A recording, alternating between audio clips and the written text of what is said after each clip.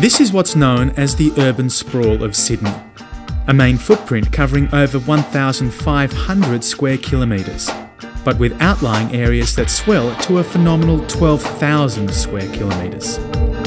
Although this land of the quarter-acre block is in keeping with the cliched classic Aussie dream, suburbs like these, on many levels, are not ideal for the future.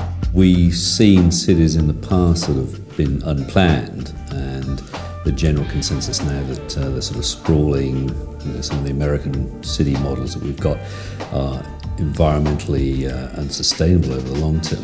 Professor Bill Randolph from the UNSW City Futures Centre is researching ways to make our cities work better.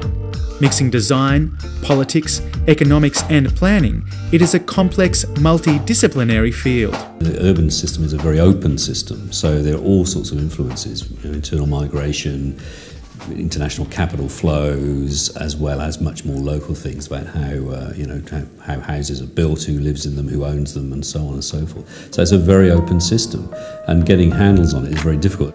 The logical solution to the problem of urban sprawl is to go up, not out.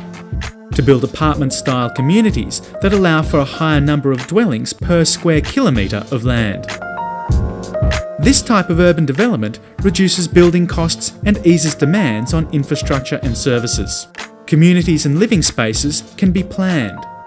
Greater emphasis can be placed on public transport. And more people can live closer to main centres of employment. Built environment is hugely contentious. It's hugely political. There are lots of vested interests. There are developers who want to develop, and there's people who don't want development, and there's governments who might want something else. Research indicates that by the year 2030, 80% of the Australian population will live in cities. These are issues that will affect not just how our cities look, but how we live in them.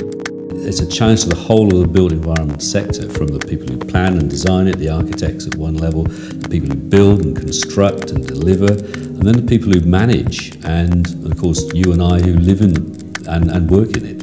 There's a huge sort of supply chain of people involved in delivering the built environment, and we've got to change all those components to make sustainability work in the next 20 years. It's a massive task.